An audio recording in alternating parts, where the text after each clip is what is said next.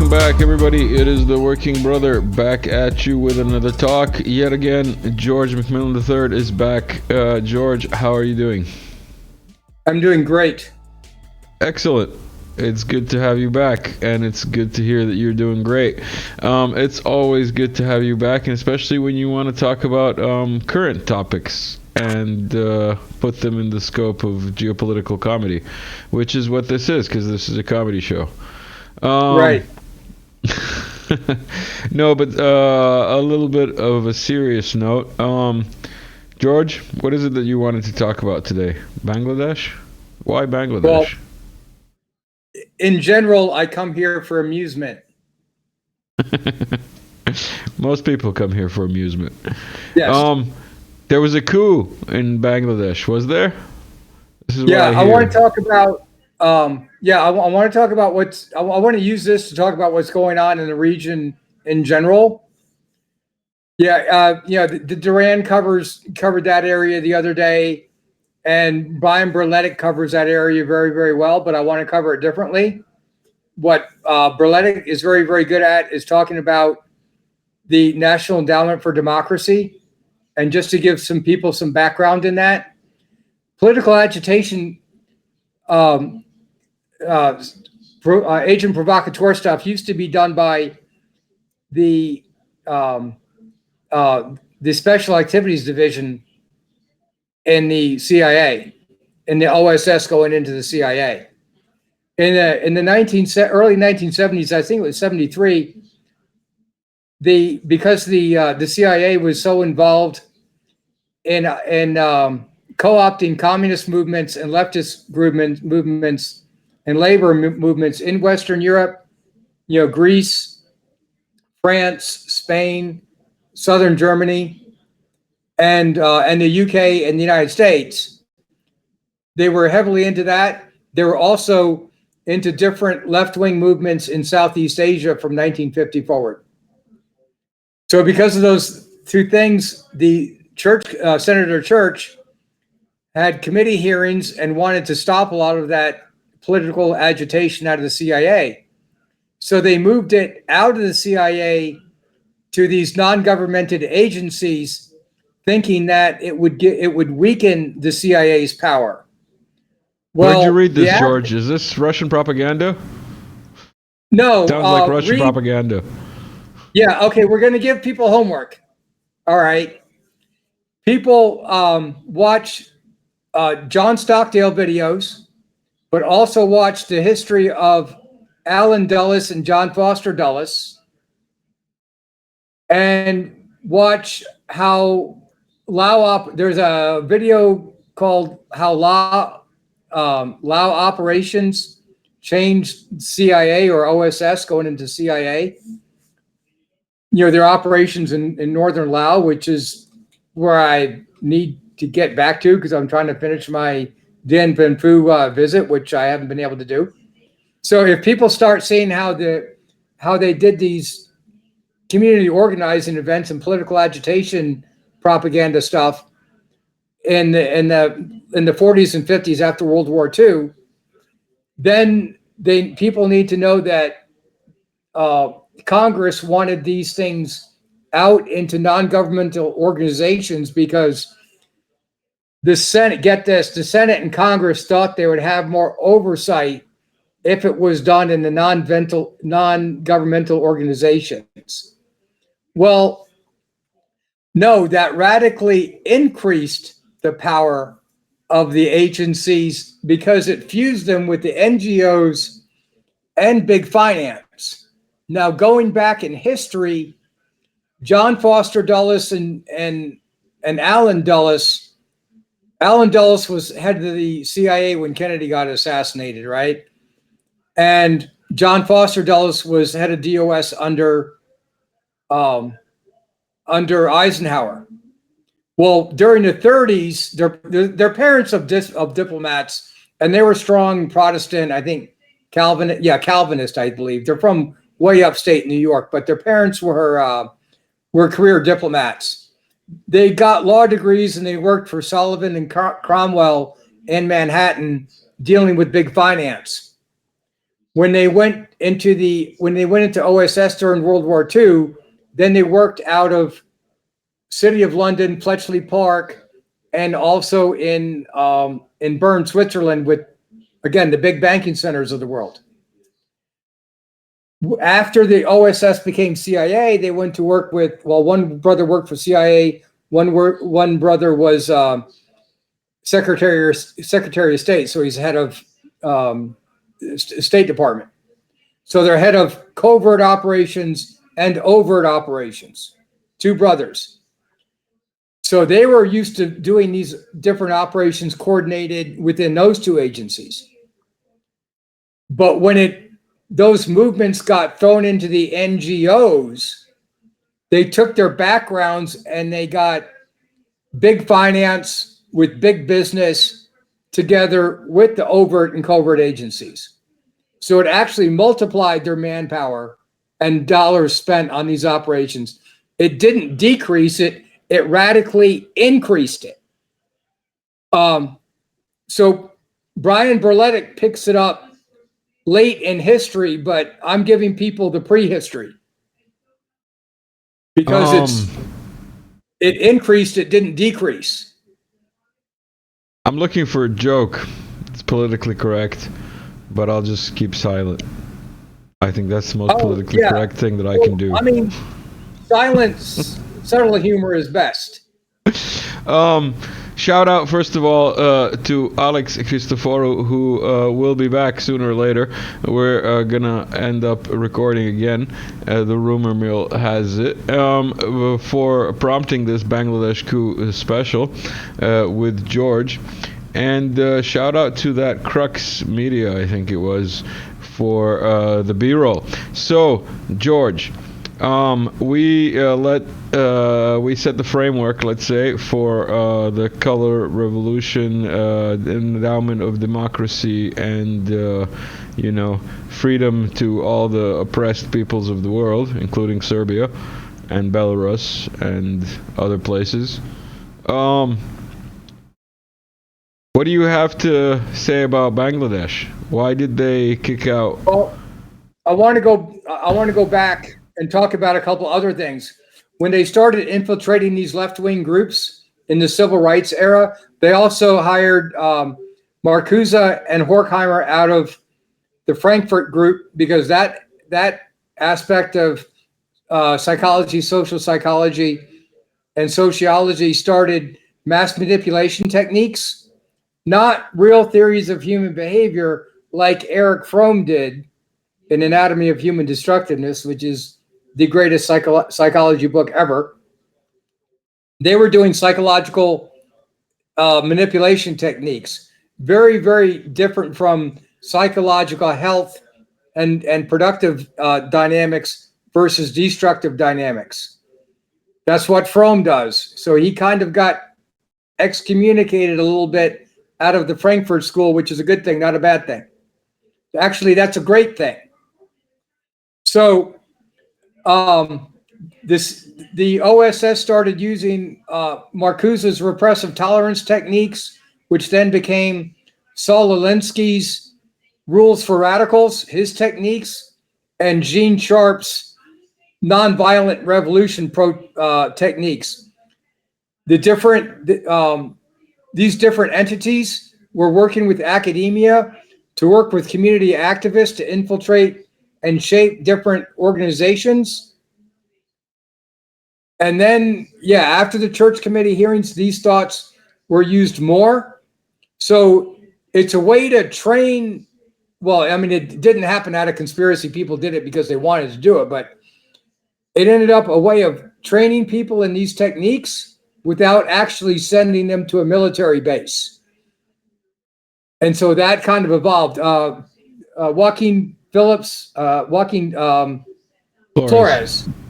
Yeah. He did the video on Gene Sharps with you last year. Very, very good video. So these different movements went into different parts of Asia. So I'm talking about from after World War II, 1945 on. So it's been going on for a long time. I think Brian Berletic pretty much picks it up in 1973 when they created National Endowment for Democracy. But I want to fill people in on what happened from 1945 to 1973 in this respect. Gladio B, among other All things. right. So now, and so that's how they form different groups. Now they're forming the different groups in relationship to Kennan's 5 power center doctrine that we did last year, and then we did the flip side of it, of the Russian breakout strategy with the Russo-centric 6 power center strategy. So these, when we talk about these different aspects, I put them together because, like, okay, you look at the Duran, they do a good job of doing day-to-day politics stuff in Ukraine and Western Europe, and I think Christopher went to GW in DC, if I remember correctly. So he's pretty good with United States politics, and he goes to he goes to Moscow, so he's pretty good with Russian politics. He's good with that. I look for Brian Berletic because he got disillusioned with GWAT like a lot of us did, and then he ended up. He said he spent time in the brig, and I don't know if he got kicked out of the Marine Corps or what. Well, anyway, he obviously didn't agree. I don't know what his story is. He mentioned it one day and didn't go into detail, but I don't know much about him. He went into Bangkok and has been arguing against these different organizations, but he does a very good job of it. I just hope he didn't get in trouble with the military, because that's, it's easier to hold your tongue for 6 months until your enlistment ends. If people can do that. But whatever, I messed up a lot of things when I was younger too, trust me. So, well, no, I still mess things up all the time, actually, I should say. So within that context, I want to put these regime change destabilization movements, B-roll, this Zbigniew Brzezinski stuff right now. Eeny, meeny, miny, mo. Let's see. I want people to get familiar with, and Google. We'll just go on YouTube and watch stuff. I know people are pressed for time. You sent me this Chapo Trap House, Zbigniew Brzezinski, and Operation Cyclone. His time, but hundreds of years earlier. Yeah. And he was just absolutely dedicated, fanatical, not even so much against communism, but against what he saw as modern day Russian imperialism, whatever you want to say. And he is unapologetic, or it was unapologetic. All right, so you guys can go find that if you want to do some homework. And the other Brzezinski thing is even more funny. We've got a quote here, the Real News Network or something. Thank you very much. The argument in the book, if I try to paraphrase a little bit, is that the United States, in order to oppose forces of what you call global anarchy, for the sake of world stability, needs to maintain its dominance in the world for a generation or even longer. And the key to this dominance is Eurasia. Eurasian strategy for the United States is, essentially, you say, will determine whether or not it remains preeminent. What is America's Eurasia strategy right now? And what is the Afghan war, what's its role in this? Let me just... Should we continue with this? Yeah, that's good enough. I just want people to be aware of the resources that I'm looking at. Because, I was talking to Eudoxia woman the other day, right, on the chat, and basically each page I do of that, there's dozens of books and hundreds of hours of videos that goes into making those things, and I want people to have an indication of what prerequisites there are so they can go learn about what I'm talking about. So again, what we've gone over so far is how how Alan Dulles and John Foster Dulles got connected with OSS, CIA, State Department. I say DOS, and got in with these political agitation propaganda groups, and how that went into the different NGOs connected to National Endowment for Democracy, and then big finance people jumped into that. So now you have all these Soros-funded groups, and even the groups like the Rockefeller Foundation or the MacArthur Foundation, different big foundations like that. Well, when they used to be conservative, but when the university system became woke, now these are all woke organizations. And then you connect that with George Kennan's 5-power center strategy, which is Spikeman's Eurasian strategy that's operationalized. So Kennan did his 5-power center strategy between 47 and 1950 when he was ambassador. Then he was in and out of the NSC, contributed to National Security Council.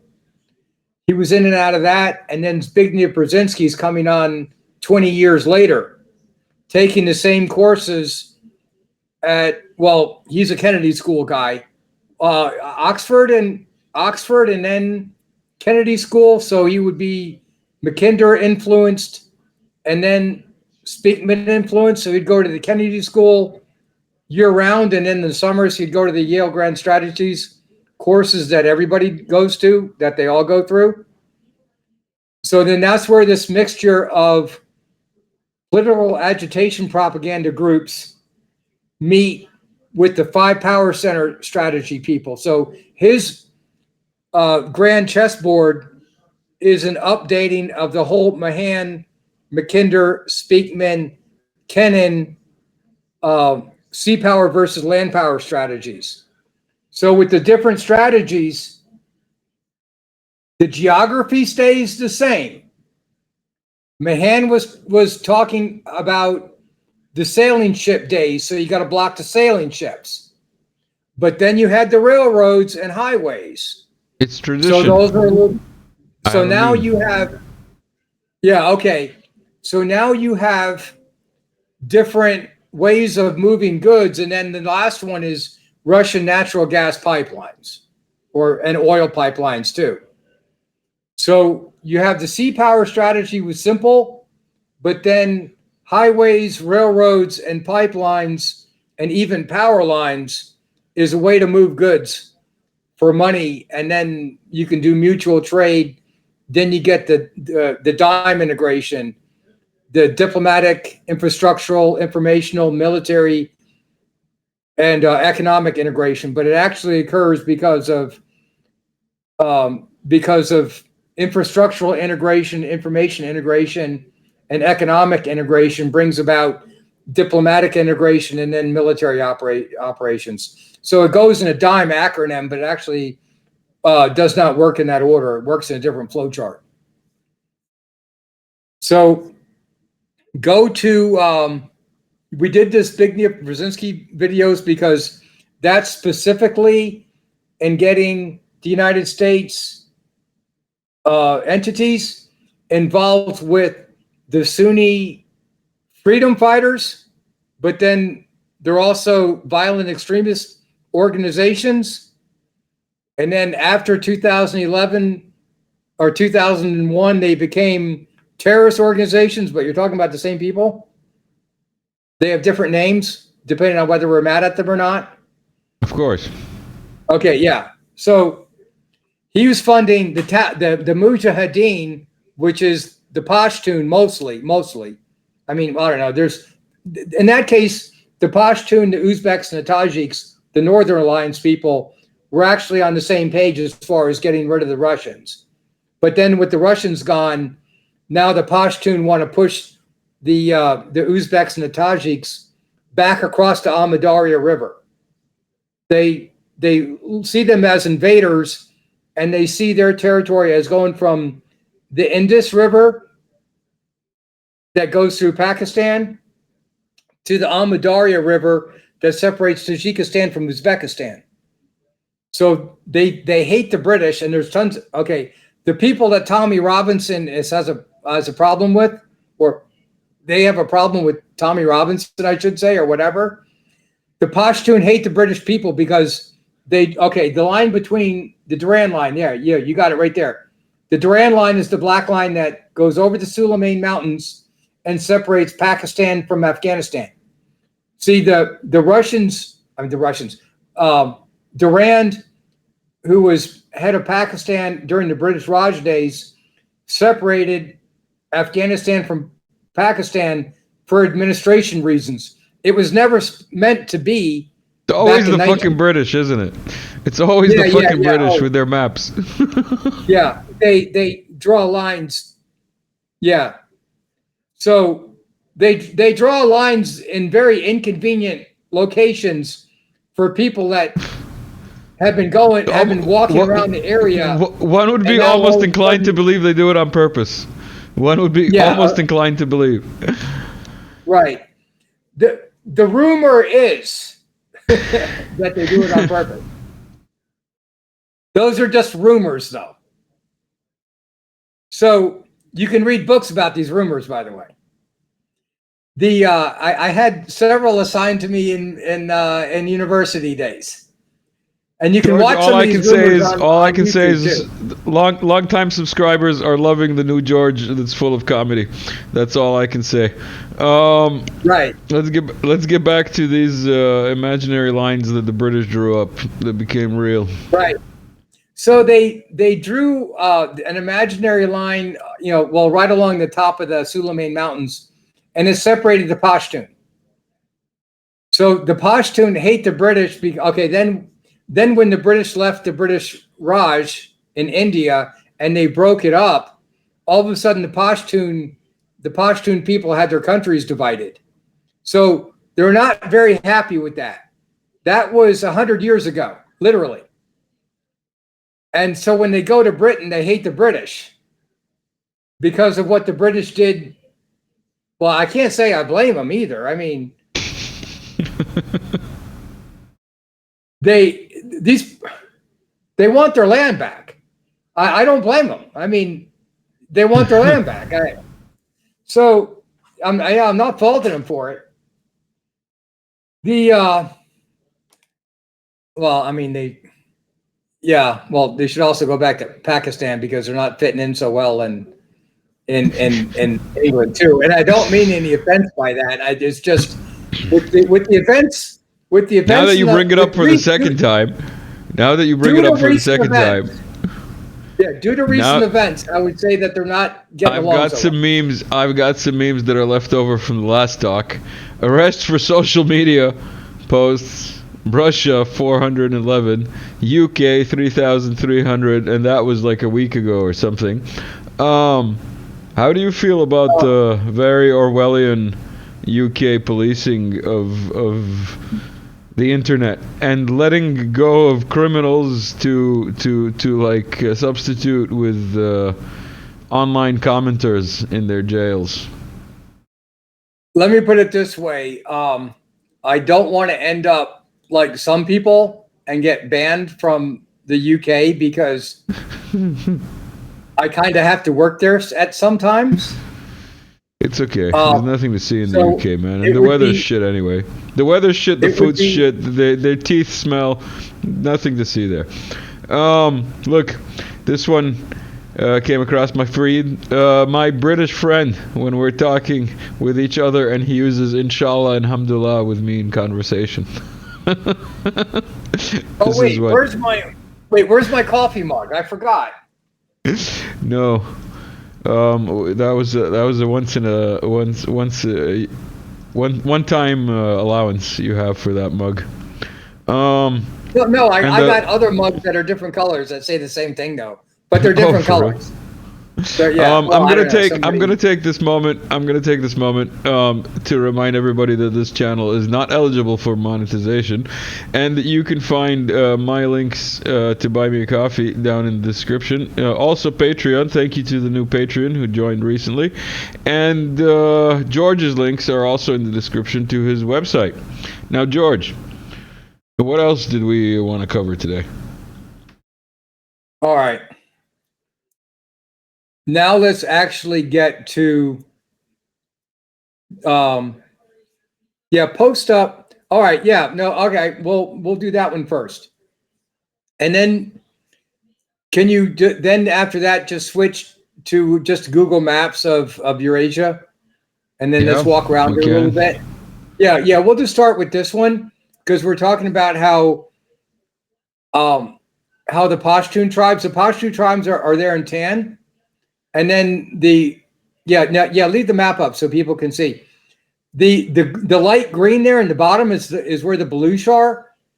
That has the Baluchistan part of Pakistan part, but just on the other side is on the Iranian side is the Sistan Baluchistan side. So the British also drew lines between the Baluch too. They cut these groups and they cut them in half. They didn't even cut the Baluch in half. They cut them up into three. And I want to talk about it because, all right, during Operation Cyclone days, Zbigniew Brzezinski and Stanfield Turner. So you got Zbigniew Brzezinski that goes to Harvard Kennedy School, but also takes the Grand Strategies classes at Yale. The Grand Strategies professors, Mackinder came from Oxford and then went to the Ivy League schools and gave seminars during the 20s and 30s or something like that. And then you had Speakman, who was a Dutch guy that used to sail around to the British East Indies and the Netherlands back and forth, going through all the choke points. He got his PhD at Yale. He died at 50 years old, so in 1950, I think. But they started that. Those teachers also would teach at the Navy War College at Newport. So they would go from New Haven to Newport and teach. They've always done that since the Mahan days. Because Alfred Thayer Mahan went to Annapolis, but then he really hated being a captain on ships. He really liked reading and writing, so they sent him to Newport. They were actually going to wash him out, and then they found out he was really, really, really super good at overarching strategies. He liked to read a lot of books about naval. He liked to read naval war history books is what he was into.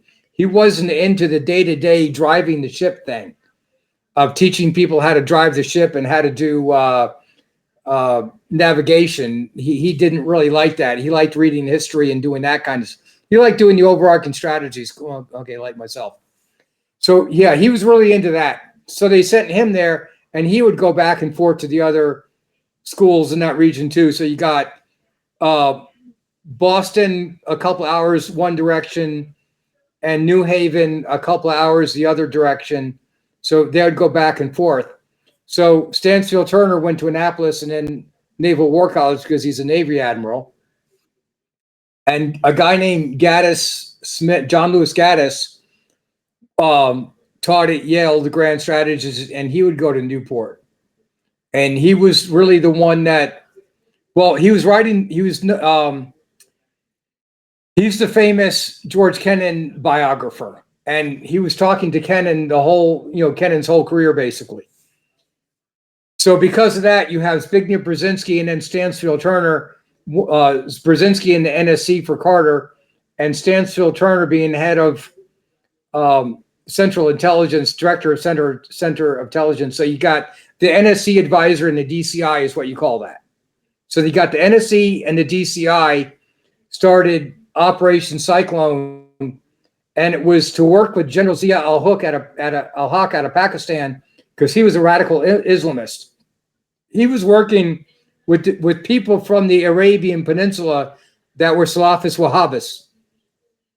So they moved the radical mosques into Pakistan and Afghanistan on the Suleiman borders.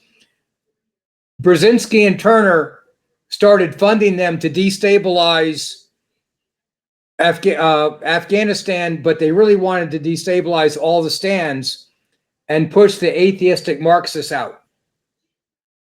Or at least the Islamists wanted to push out the atheistic Marxists because they're strong Abrahamic family and strong patriarchies. So Marxism is atheism, matriarchies, and communism. So they're the opposite. They're, It's, well, opposite in some ways and similar in other ways. It depends on how you do your continuum analysis. But yeah, they're Islamists, patriarchal, strong family and tribal clan units. The Pashtun wanted to push everybody north across the Amudarya River, to tell you the truth. So when you listen to the Indian TVs, the Indian videos on YouTube, they always talk about the British and the Americans created Frankenstein's monster. That's what they call the Mujahideen Pashtun Taliban. It's Frankenstein's monster because, yeah, the United States and Britain thought that they could control these groups. Well, obviously you can't. But now they're using them because we can't control them. The Russians can't control them either. Now they're let loose with $80 billion worth of weapons to destabilize the whole region. And what are they there to destabilize? Russian natural gas pipelines and oil pipelines and Chinese railways and ports and highways. This is almost scripted, but not exactly. Because while you were talking, I remembered a bit of news that came up about a Chinese pipeline that's scrapped. So I'm going to pop that up in a bit. But first, for people who are a little lax on geography, Bangladesh, that we were talking about, is here, if you live on a ball. And we've got a video here that I came across when I was looking for something to play in the background, and this looks like a cut up of some podcast from India or Bangladesh. So let's see what this gentleman has to say. America has more levers in the sense that, American sanctions can be crippling for a country like Bangladesh. What they do is, first they delegitimize the government, claim rigging, all of that. Then they basically give hints ki agar tumne kuch kiya, hum sanctions nahi lagayenge. Now remember, the Bangladesh and Pakistan elections happened roughly at the same time. The Bangladesh elections, they claimed were rigged. They were not rigged, but they claimed were rigged because all the opposition had been banned. Those opposition parties had also been banned on very good grounds. They were doing terrorism and shit like that. Okay? Pakistan, where you had such clear rigging, at night we knew the independents who were PTI were winning. In the morning, that entire trend had been completely wiped out after they stopped allowing press inside this thing. America will so yeah, the Pakistani election condemned the Bangladeshi election. Yeah, I just wanted to play that as some local opinion, let's say, on what you were talking about, basically. well, that's my sole source of news. I call him every day. Also, I wanted to bring up the coup that happened in Sri Lanka, which is also Bangladesh is here, Sri Lanka here. It happened, it was less than a year ago, I think, something like that. And it turned out to be basically also against the Russians and Russian influence. Well, it's more against the Chinese because of the big port that they got in Sri Lanka. That and the I can't remember the name. It's the name of the elite. The name of the elite family that runs Sri Lanka. I can't. Oh, I don't know. I That's forget. too much for me. It's the Power of Siberia 2. By the way, the Power of Siberia 2 constructions has been halted, according to Chinese news. For the record, because of fear of sanctions from the U.S. Basically, just so you know, that popped up across my feed today. Yeah, there's kind of rumblings about that. And in a way, I don't believe it. And I'll tell you why. Because there's absolutely nothing that stops Russia from building that pipeline from Yamal Field all the way down to Ulaanbaatar to the Chinese border. In other words, if you wanted to avoid sanctions but still want to complete the pipeline, what would you do? Each country can still keep building pipelines within their countries all the way up until they almost connect to where they can connect them within a year or within 6 months. You conspiracy theorist. I'm just going out there. Like, if you want to avoid sanctions, are you saying like politicians and politics and news and stuff has nothing to do with reality? Like what they say often is not what they do? Yeah, both of them. Okay, so China is going to say, okay, fearing U.S. sanctions, we're not going to connect the pipeline to Russia. This is South China Morning Post, by the way. Right now. Yeah, right now in brackets, asterisks. But we are going to build a pipeline to feed this group that's up near, Inner Mongolian border, and that happens to be right next to the Mongolian border. But we're just trying to build a pipeline for our people. We're not trying to connect it to Russia. It's not the same diameter by accident. It's just coincidence. It's not because we got any plans. It's standard gauge. It's standard gauge. It's just exactly. Yeah, it's standard gauge. Yeah, everybody uses the same anyway. It's just standard gauge. Yeah. Okay. Sure. I'm just going way out on a limb because Shinzo Abe didn't want to build a pipeline, to Sakhalin Island. Because the United States was going to get very angry at him, right? Well, okay, he happened to die because he did that. But he's certainly allowed to build pipelines all the way up to the northern end of Hokkaido. It's his territory, right? It's Japanese territory. You can build natural gas pipelines, for your own people, right? You just don't connect the last 30 or 40 miles until you need to.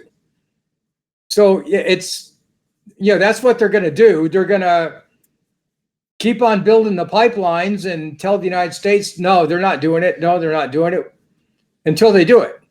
But they're going to get it down to the last 50 miles. And then all of a sudden, if war breaks out, then they're going to connect the last 50 miles. And if they just happen to do it along a roadway where the earth is already bulldozed and flattened out, well, that would just be by coincidence also, right? It's just because that would be the natural way to put it, where the valleys and so on are. I just want to give a shout out here to Vex Perun in chat on Telegram, who made this meme as a reference to your previous talk that we did, where you explained the 7 Ps and Trump's interception at I think it was a 2-yard line. Was it 5-yard line? I don't know. I don't play this game. Yeah, that's pretty much it. And again, American football is it should have been called American rugby or something, because we don't really kick it that much. We catch it, throw it, and carry it, right? So it is a misnomer of a name. But, I think calling it American rugby would make you guys look super weak, because if you've played rugby or like heard of actual rugby play and rules or lack thereof, including Aussie rules for all the Aussies out there, that's that would hurt. Oh yeah, I know, but in American football, you throw it, catch it, and carry it. You hardly ever kick it. Yeah. Only a little bit here and there.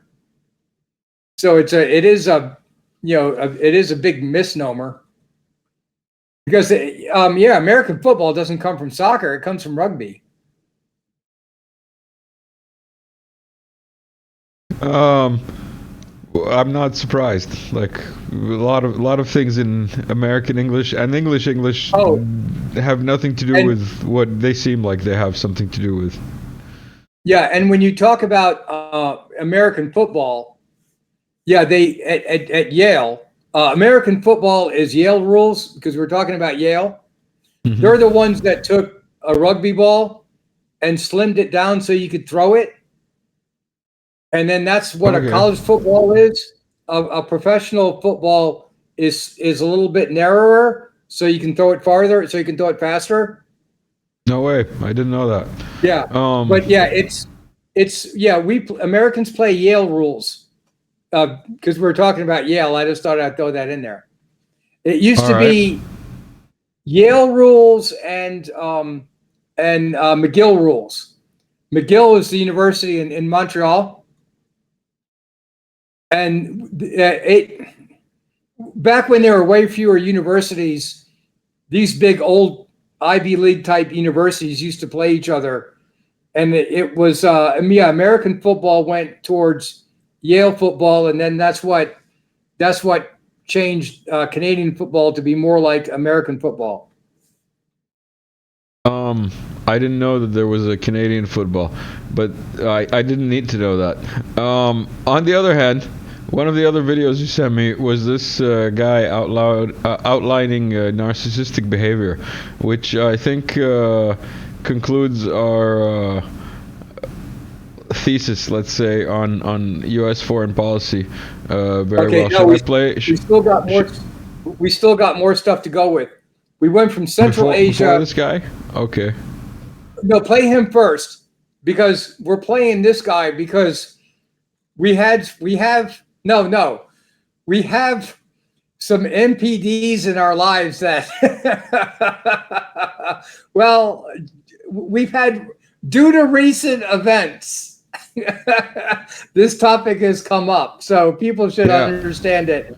When you see these people run, okay, it's not about see these people run, but like, seriously speaking, I've like, when you look at U.S. foreign policy, like, I'm gonna get one of you more serious people who is not a comedian to like analyze U.S. foreign policy ever since like World War II, basically, and line it up with narcissistic personality disorders, because here, have a listen to what this guy has to say about narcissists. This is from George. It's all the time, like, oh, narcissists seem to get away with it and everything is fine and they just go upward. Who are you talking about? All the narcissists I know, they go down. Including the U.S. as, like, you know, an entity. Yeah. Miserable people, they fail. It hurts the people in the environment, sure, but it hurts them. And I don't see them doing well. I see them suffering. When I've seen NPDs in my life, they're self-destructive. I mean, it's a very comorbid personality disorder. It's usually borderline personality disorder, psychopathy there. They're kind of losers. Eventually they overplay their hand. Eventually they do what they said they would never do. Eventually the lies are exposed and they hit a wall. It's like the Johnny Cash song, you can run on for a long time, but sooner or later, God's going to cut you down. You can get your little time in the sun.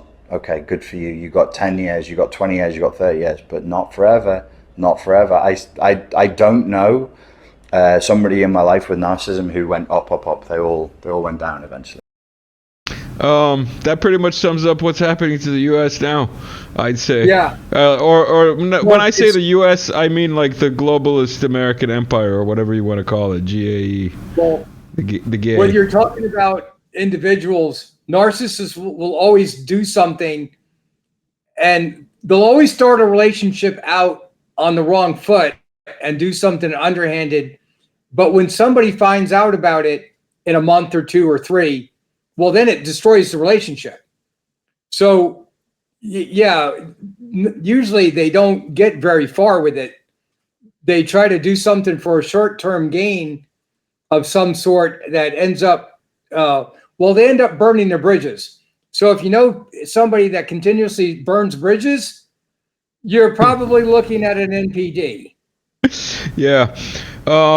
Let's move on from our psychoanalysis and counseling that we're offering for free here. By the way, this is not a counseling show. This is not psychological advice. This is not medical advice. This is not financial advice. This is just fucking comedy.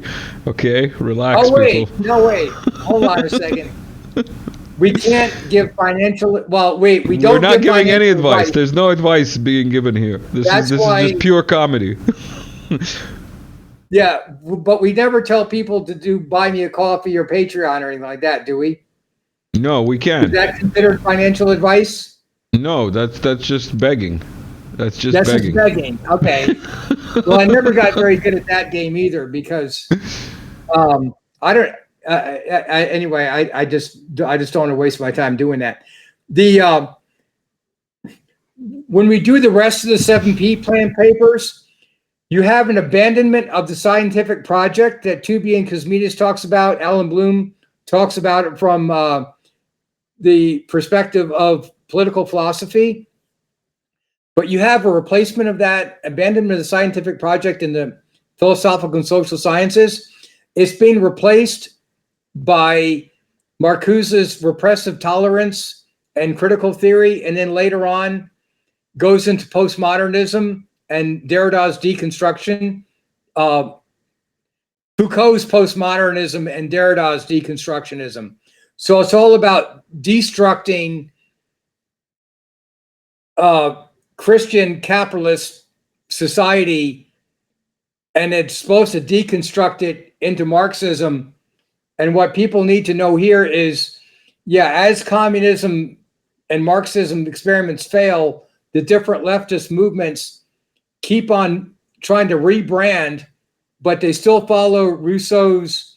They're against property rights, marital rights, and they're for atheism, and they want to get rid of the Abrahamic nuclear family and go to a matriarchal family. But a matriarchal family is just an unwed mother. I mean, it's that. So they change society around to it. But as they're changing the university system, what's changing is you're going away from Fromm's productive character orientation to Fromm's sadomasochistic character orientation.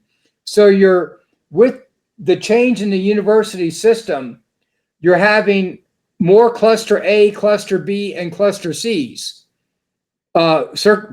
Psychological personality disorders. Okay, it's been going on for decades. So now these people go to these universities, go into run the Western governments.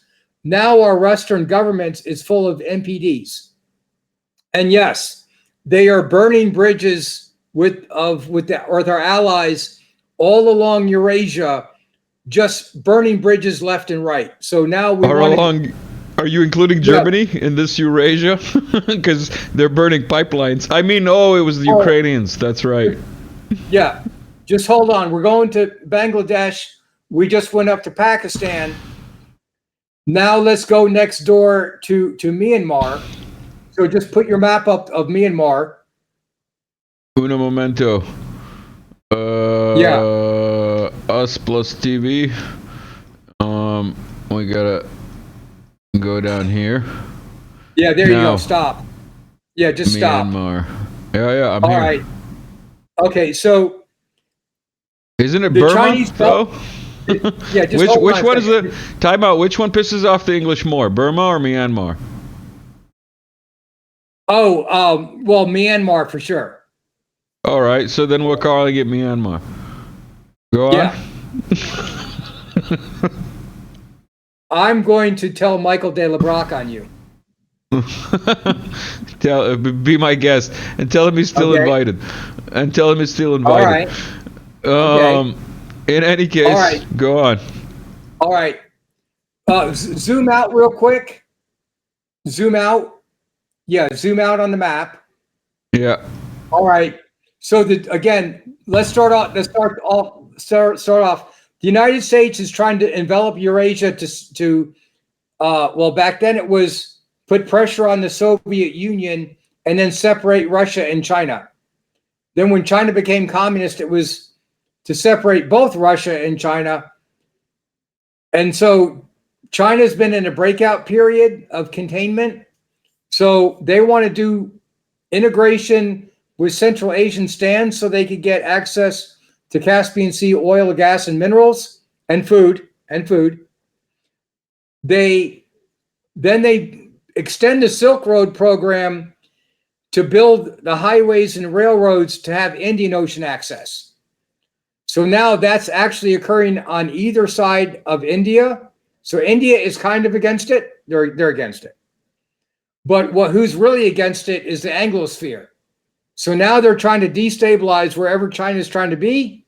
So China has been building, they built a big pipeline. Go to Chakpa in Myanmar, where that's about where your cursor is. Zoom in there. Go to the right a little bit, zoom in. Yeah, there you go. So they're building a pipeline. Go up a little bit, north a little bit. Oh no, down. I'm sorry, down a little bit. Yeah, down. Yeah, there you go. So they're building a pipeline. There's an oil field and gas field off the coast there. So they're building a pipeline from that area all the way up to Mandalay, and then from Mandalay all the way up to Kunming. Wait, it's. I wish I could drive the map. I could do it a lot faster. Yeah. Wait, go Mandalay. to. There's Mandalay. There's Mandalay. And where's Kunming? Yeah, you could go to. Yeah, it's. Well, I mean, I know where it is, but. Oh, there. It's on the other. It's on the Chinese side, I'm guessing. Yeah. Yeah. It's in. It's on the other side of the mountain range, straight north of Vientiane. We could do this more effectively another time, but there it is. I think well, this is just zoom out. Just zoom out. I mean, well, yeah. I mean, so basically, all the way up this coast and down up here, and then across to Correct. Yunnan province. Yeah. Yunnan province. Right. So they built a pipeline there. Now they want to radically upgrade. Well, they've been wanting to radically upgrade Bangladesh's railroad system because it really hasn't been upgraded since the British built it back when George Orwell was there. The George Orwell. Yeah. The one who tried to warn us. Right. Well, he was stationed far up the Irrawaddy River. Way past Mandalay was where he was stationed. So yeah. Let me get to the point now that I've explained the area. There's a oil and gas field off there, and well, wherever there's a Chinese infrastructural project, insurgencies and regime change, destabilization events tend to occur. You mean like in all of Africa recently, basically? There's rumors to that. There's no books about these rumors yet. Well, okay, just videos. There's tons of books. There's tons of books on these rumors, and I happen to have a whole bunch of them. I happen to actually collect them, by the way. But it's those time traveling Russian propaganda books. In any case, correct. Let's get back to Southeast Asia, I believe it's called technically. Yeah. So you have influenced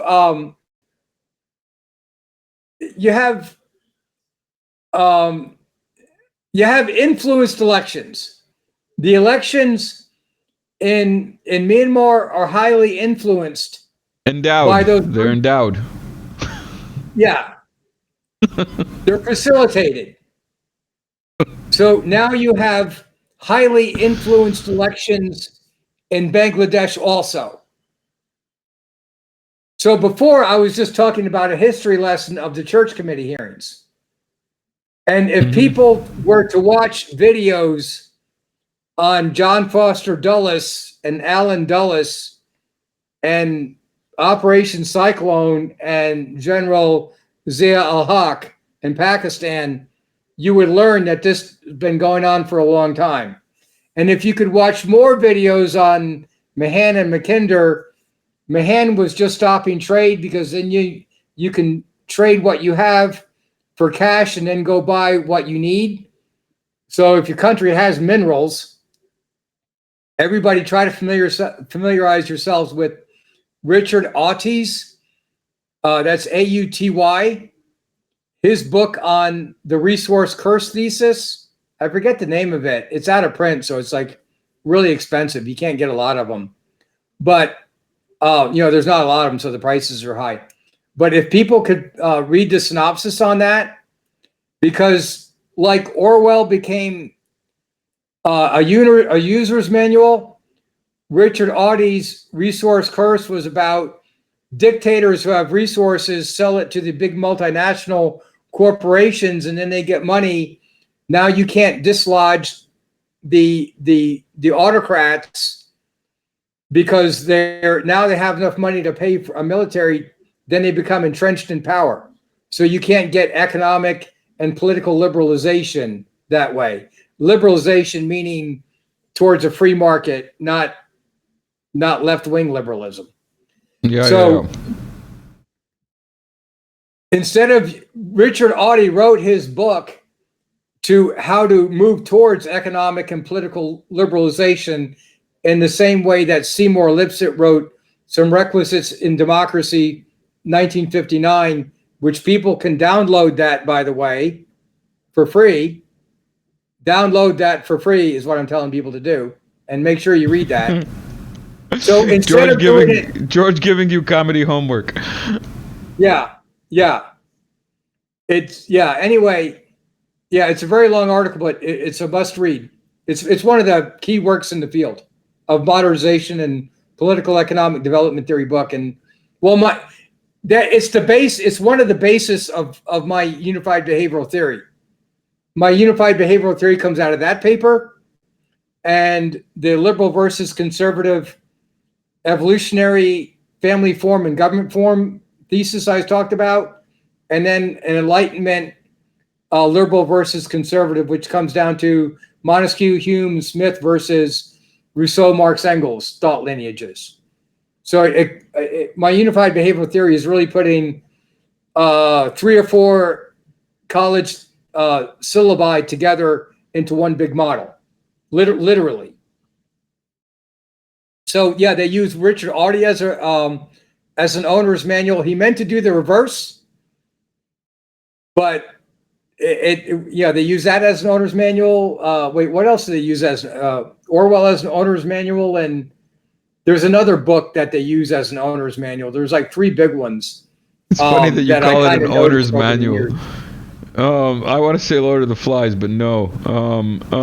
Yeah, well, it could. Well, some people, I've seen that occur in other instances, but Fahrenheit 451 maybe. There was that other one. There's that meme. Oh. There's the meme, the Venn diagram where you're familiar with that, huh? Yeah, of course. Well, that was obligatory reading in high school. Plus, I've seen the movie as well, and the new movie. Yeah, but wait a second. You learned that in Albania? No, in Kuwait. I told you I went to high school in Kuwait. Oh, okay. Let's not get into geopolitics of Kuwait. George. Oh, I was in Dubrovnik, and this woman there was asking me if I heard of, the war in the Yugoslavian war, the Balkan war, or something like that, and I was like, oh, which one? And she thought I'd never heard of any of them. Rather than no, it's continuous war in the Balkans. Like, no, I've heard about all of them. Like, which one are you talking about in any particular time? Yeah. So anyway, she didn't know who she was talking to, but she was kind of hot. So. They're usually a plant. When they're like that. Haven't you seen The Matrix? You always avoid the lady in red. In any case, she wasn't wearing anything. Sure, buddy.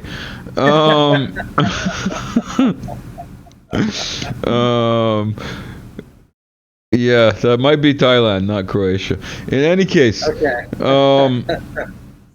I've got one last. Come on, I had to throw that in there.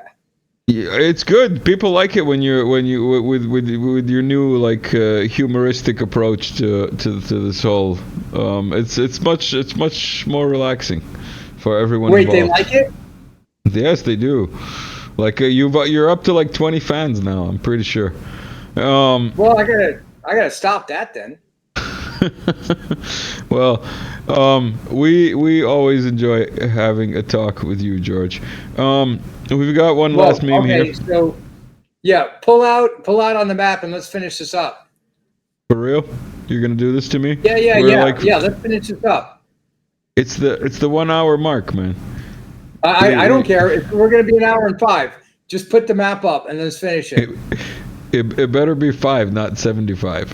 Just look. You get too technical. Now pull out on the damn map and let's get through this.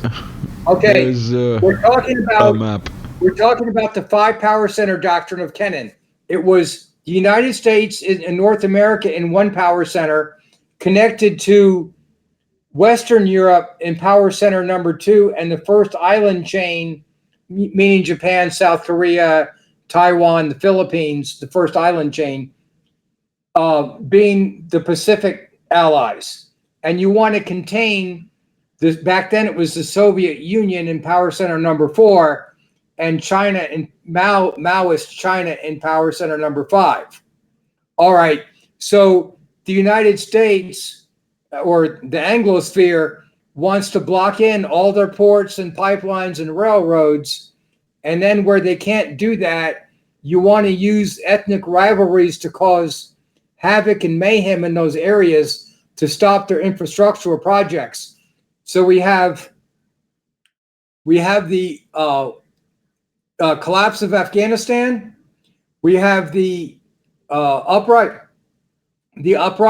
in Sistan, Baluchistan, because they said that one of the Farsi Iranian Revolutionary Guard people raped a Baluch woman. I doubt it ever happened, but they just blast it on the news, and they get the Baluch to riot against the Farsis, against the Persians. Then you got the Baluch protesting against Gwadar Port. So you're trying to block Gwadar Port. So they had the Baluchs protesting on that side. They're trying to stop the Kash Railway in Sistan, Baluchistan. You got the protest on Gwadar Port in Pakistan. Now on the other side of India, you have the influenced elections in Bangladesh. Then you have the insurgencies in Myanmar to stop the Kunming pipeline, and China was just about to do a massive refurbishment of the railroad system in Myanmar. Because why do the Chinese want to do that? All their ships coming from Africa with minerals and oil and whatever they're bringing in, they want to be able to drop it off at Yangon or at Chakwa and then send it on railway to Kunming, so that way they don't have to go through the Malacca Strait. So wherever there's a Chinese infrastructural project, the National Endowment for Democracy is there, and then chaos seems to occur. So the type of chaos that seems to occur, go back to the Church Committee hearings, National Endowment for Democracy, Alinsky tactics, Gene Sharp tactics, and then the OSS practiced those things with the labor unions in Europe. So now they got these trained people that they can move around that have no connection to any government at all, because they get paid by derivatives of the NGOs. Throwback to George's older slides these here. Are the rumors. These are the rumors that I heard. These are the rumors. Yeah. I just played some of your older slides that we went through before with the 5 power center strategies and theories, and this is basically what you were talking about with China along this blue line, let's say. Yeah. And this exact. They wanted to stop over. Yeah, they don't really need Sri Lanka, but I mean, if you have a port there, it's nice. I mean, but yeah, they put it on that has it going through the straits, but the port's on actually the south side of Sri Lanka, not the Colombo side, but the other side.